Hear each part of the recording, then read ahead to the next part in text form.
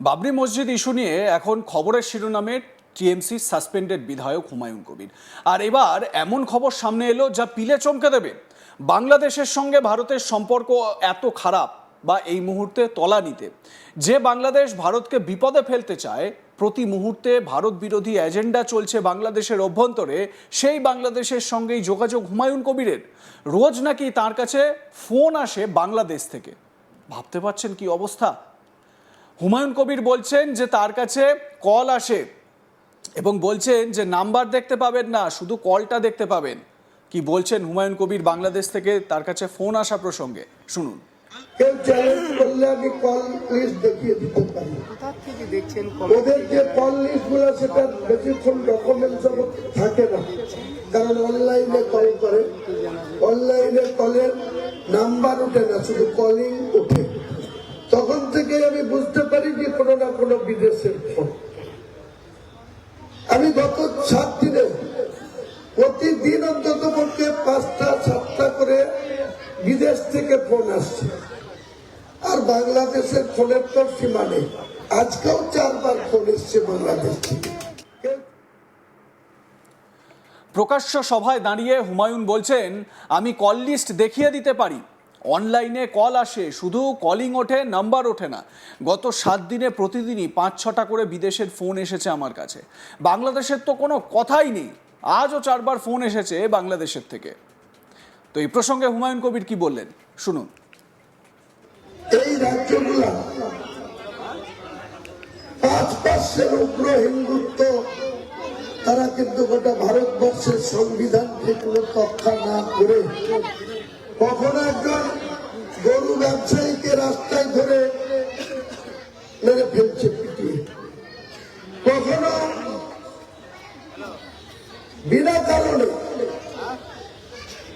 পরিযায়ী শ্রমিক যারা আমাদের এই মুর্শিদাবাদ জেলা থেকে অনেক ব্যক্তি গুজরাটে, কেরলে, বোম্বাইয়ে, দিল্লিতে, হরিয়ানাতে তাদের পরিবারের দুটো রোজগার বেশি করার জন্য এখানে হয়তো প্রতিদিন 500 টাকা রোজগার করে তার সংসার চালাতে সচ্ছলতা থাকে না, তাই তারা বাড়ির মা বাবা, স্ত্রী, সন্তানদের রেখে তাদেরকে বাইরে কাজ করতে যেতে হয়। অনেকে কাদি এলাকায় দীর্ঘদিন ধরে আমরা লক্ষ্য করছি, 30 বছর ধরে লক্ষ্য করছি, কাদি এলাকায় কুয়েত, সৌদি আরব, কাতার, দুবাই, বিভিন্ন দেশে কিন্তু কাজ করে। অনেকে কানাডাতে আছে, আমি জানি তথ্যগুলো, অনেকের সাথে আমার কথা হয়। কালকে অন্তত পক্ষে 5টা দেশ থেকে আমার কাছে চলে এসছে। আমি দেশগুলোর নাম করছি না, অনেকেই ইচ্ছা হবে, অনেকেই ভাববে আরে হুমায়ুন কবির শুধু বেলডাঙ্গার প্রিয়ের একজন ছিল, একসময় রেজিনগরের এমএলএ ছিল, পরে অনেক ঘুরে ফিরে এসে হঠাৎ করে কি এমন ঘটলো যে হুমায়ুন কবিরকে বাইরের রাষ্ট্র থেকে ফোন করছে। কেউ চ্যালেঞ্জ করলে আমি কল লিস্ট দেখিয়ে দিতে পারি। ওদের যে কল লিস্ট গুলো সেটা বেশিক্ষণ ডকুমেন্টস থাকে না, কারণ অনলাইনে কল করে, অনলাইনে কলের নাম্বার ওঠে না, শুধু কলিং ওঠে। তখন থেকে আমি বুঝতে পারি যে কোনো না কোনো বিদেশের ফোন। আমি গত 7 দিনে প্রতিদিন অন্তত পক্ষে 5টা 7টা করে বিদেশ থেকে ফোন আসছে। আর বাংলাদেশের ফোনের তো সীমা নেই। আজকেও 4বার ফোন এসছে বাংলাদেশ থেকে। এই বক্তব্য থেকে, মানে এই মঞ্চ থেকেই হুমায়ুন কবির কিছুটা কোরআনের পাতা থেকে তুলে কিছু নীতিমূলক বাচন বা নীতিমূলক বচনও তিনি সেখানে উপস্থিত জনতার উদ্দেশ্যে দেন। তিনি বলেন, পাপ তার বাপকেও ছাড়ে না।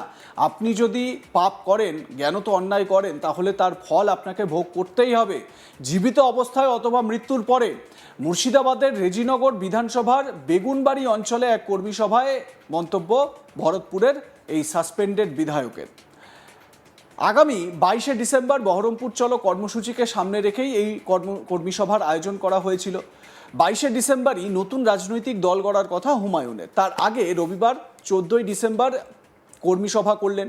হুমায়ুন বলেন, কোরআনে লেখা রয়েছে হারামের রুটি নয় হালালের রুটি খেতে, কোনো নেশা না করার কথা বলা হয়েছে কোরআনে। দিনে 5 বার নামাজ পড়তে না পারলেও যেন পাপ কাজে কেউ লিপ্ত না হয় সে ব্যাপারে সতর্ক করে দেন হুমায়ুন। কি বলছেন তিনি শুনুন। তাকে চলে যেতে হয়েছে পৃথিবী ছেড়ে, সেটা আন্ডার ট্রায়াল আছে, আমি তা নিয়ে কিছু বলবো না। কিন্তু একটা জিনিস পরিষ্কার, পাপ কিন্তু মানুষের বাপ কেউ ছাড়ে না। আপনি যদি পাপ করেন, আপনি যদি অন্যায় করেন, আপনি যদি হালাল রুটি না খেয়ে হারাম খেয়ে বেড়ান, তাহলে আপনাকে একদিন না একদিন এ পুরীতেও শাস্তি পেতে পারেন, নাহলে কবরে গিয়ে তো আপনার আযাবের শেষ থাকবে না। জেনে বুঝে যদি কেউ পাপ করে, সেই পাপের সাজা তাকে পেতেই হবে।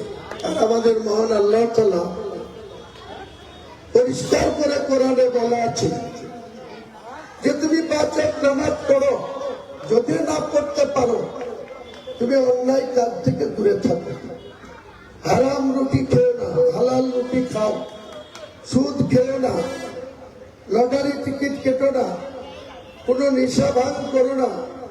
এটা পরিষ্কার করে কোরআনে বলা আছে।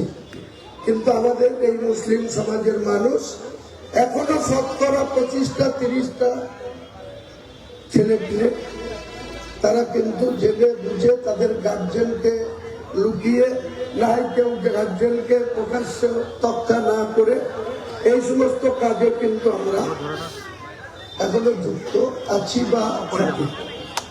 আমি তাদের উদ্দেশ্যে বলবো যে এখনো অনেক সময় আছে, যতদিন পৃথিবীতে থাকবে ততদিন যেন আল্লাহকে ভয়, আল্লাহর প্রতি অগাধ আস্থা রাখা।